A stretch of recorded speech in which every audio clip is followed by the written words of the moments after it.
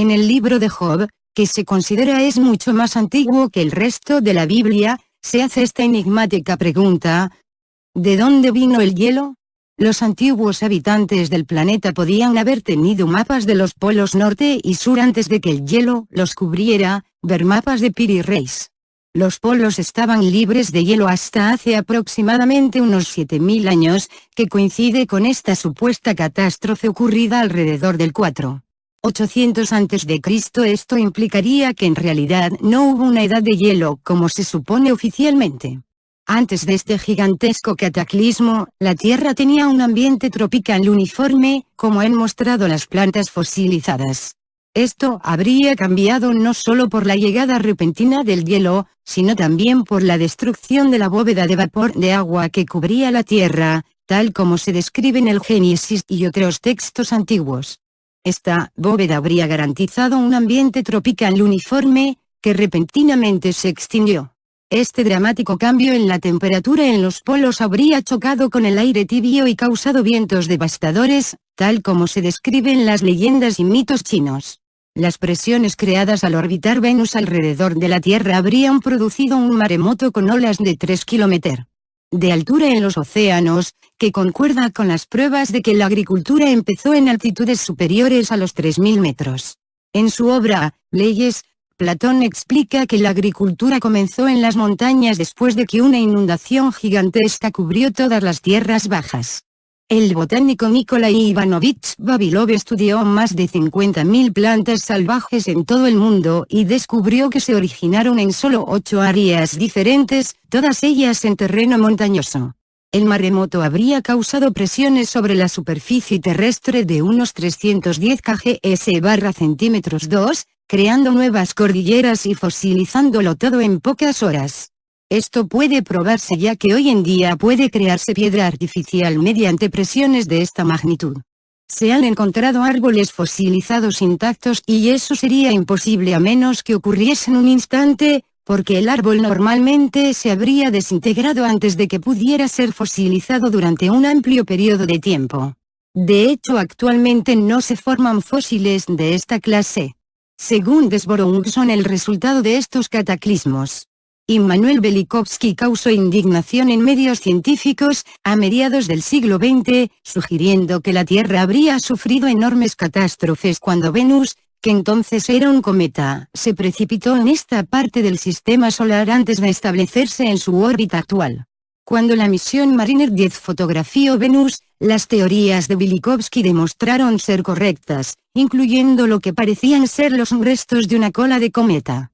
Las imágenes del Mariner 9 en Marte también confirmaron algunas de las teorías de Velikovsky, que había afirmado que el cometa Venus, en su órbita algo errática por la zona del sistema solar próxima a la Tierra, había chocado levemente con Marte, como las bolas de billar que se rozan para cambiar su dirección, posicionándose en su órbita actual.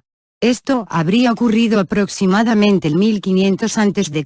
Para corroborar que alrededor de esta fecha algo ocurrió en el sistema solar, se puede leer el artículo, un día de 1588 AD. ¿Se detuvo el Sol?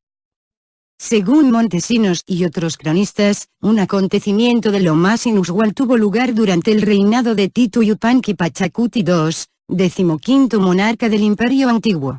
Fue en el tercer año de su reinado, en que las buenas costumbres se olvidaron y la gente se entregó a todo tipo de vicios, cuando no hubo amanecer durante 20 horas. Es decir, la noche no terminó cuando tendría que haberlo hecho y la salida del sol se retrasó durante 20 horas. Después de un gran lamento, de confesiones de los pecados, sacrificios y oraciones, el sol apareció finalmente. Esto no pudo ser un eclipse, no fue que el sol se viera oscurecido por una sombra. Además, ningún eclipse dura tanto, y los peruanos eran conocedores de estos eventos periódicos. El relato no dice que el sol desapareciera, dice que no salió no hubo amanecer, durante 20 horas. Fue como si el sol, donde quiera que estuviera escondido, se hubiera parado de pronto. Evidentemente no fue el sol el que se detuvo, sino que se frenó la rotación terrestre. Si los recuerdos andinos son ciertos, en algún otro lugar en la otra parte del mundo, el día tuvo que ser igual de largo, y no debió terminar cuando debería de haber terminado, por ser un día 20 horas más largo. Entonces Josué le habló a Yahvé, el día en que Yahvé entregó a los amorreos a los hijos de Israel, diciendo: La vista de los israelitas, que el sol se detenga en Gabaón y la luna en el valle de Ayalón. Y el sol se detuvo, y la luna se paró, hasta que el pueblo se vengó de sus enemigos. Cierto es, pues todo esto está escrito en el libro de Jasar. El sol se detuvo en mitad de los cielos y no se apresuró en bajar en casi un día entero. Las aparentes divergencias en las fechas para las grandes catástrofes se justifican por el hecho de que se produjeron varios cataclismos en este periodo de 11.000 a 1500 a.C., y aún más recientemente. Los estudios efectuados por astrofísicos señalan que Marte fue devastado por estos eventos relacionados con la irrupción de Venus. Marte fue lanzado fuera de su órbita y siguió una órbita elíptica muy inestable que lo llevó entre la Tierra y la Luna cada 56 años. El último de estos pasajes parece haber sido aproximadamente en 1500 a.C., cuando un gran volcán estalló en la isla griega de Santorini y terminó con la civilización minoica en Creta. En este mismo periodo, entre 1600 y 1500 a.C., los niveles del océano disminuyeron aproximadamente un 20%, se formaron lagos glaciales en California, y se vació un inmenso lago en el fértil Sahara, apareciendo en su lugar el desierto que vemos hoy día. Al final, Marte se estableció en su órbita actual, pero para aquel entonces la vida sobre su superficie había sido arrasada. De nuevo, las evidencias sobre Marte apoyan esta teoría. La misión a Marte Pathfinder descubrió que las rocas marcianas carecían de erosión suficiente para haber estado en la superficie en más de 10.000 años. Brian Desborough cree que la Tierra estuvo una vez mucho más cercana del Sol de lo que está hoy y que Marte orbitaba alrededor de donde la Tierra reside ahora. Ello explicaría el clima mucho más tropical durante la época de los dinosaurios.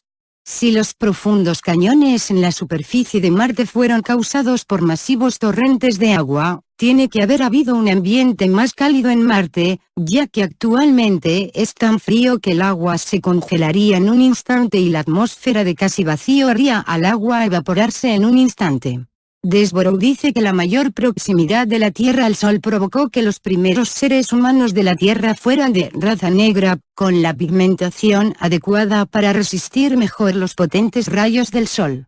Esqueletos antiguos encontrados cerca de Stonehenge en Inglaterra y a lo largo de la costa de oeste de Francia demuestran características nasales y vertebrales de tipo africano.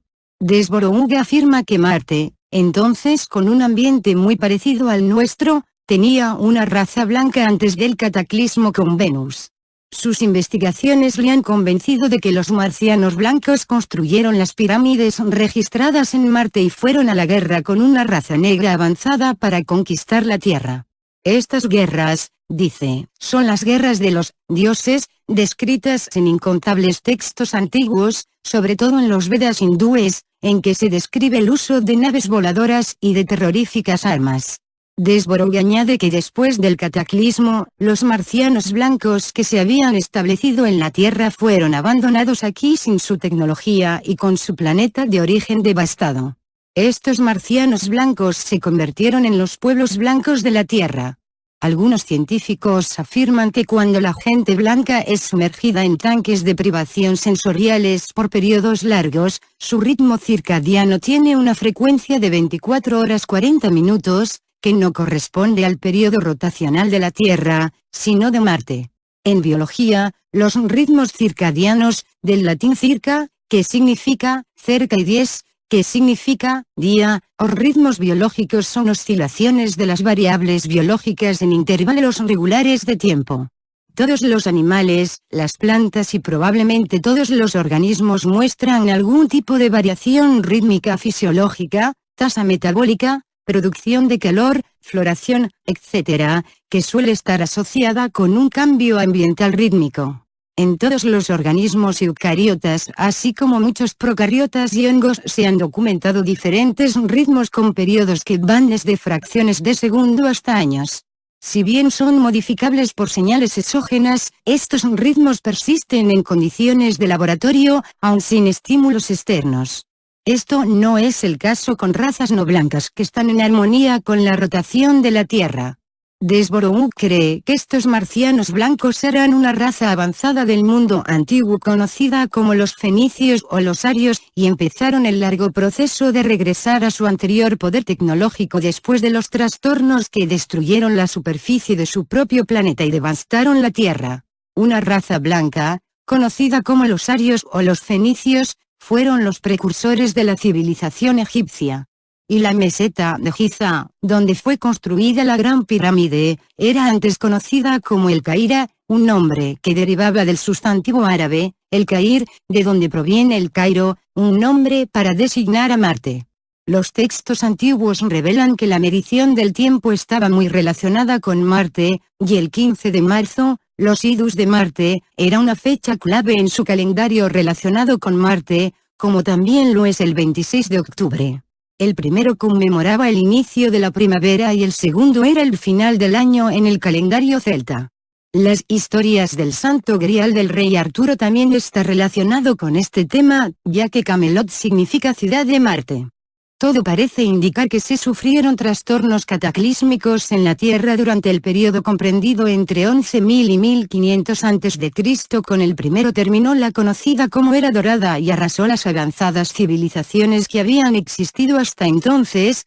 Las razas de origen extraterrestre abandonaron a tiempo este planeta o consiguieron sobrevivir migrando a altas montañas o internándose en el interior de la Tierra.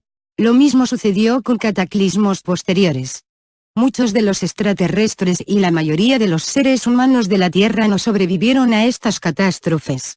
Los que lo hicieron tuvieron que empezar de nuevo sin la tecnología antes disponible. Leyendo las antiguas tradiciones parece que los supervivientes se dividieron entre los extraterrestres, que conservaron parte de los conocimientos avanzados, y los seres humanos que se convirtieron en esclavos de los otros. Pero también podemos subdividir los supervivientes extraterrestres entre aquellos que deseaban usar sus conocimientos positivamente y comunicarlos a la humanidad, y aquellos que trataron de acumular los conocimientos y usarlos para manipular y controlar a esta misma humanidad. La lucha encubierta entre estas dos facciones sobre el uso de los conocimientos todavía continúa hoy día. Ver los artículos de la serie Los dioses de la antigua Sumer siguen estando presentes en la actualidad. A medida que la humanidad se recuperaba de los cataclismos del 11.000 a.C., otros cataclismos causaron más devastación durante los miles de años que siguieron y la humanidad se enfrentó a nuevos renacimientos.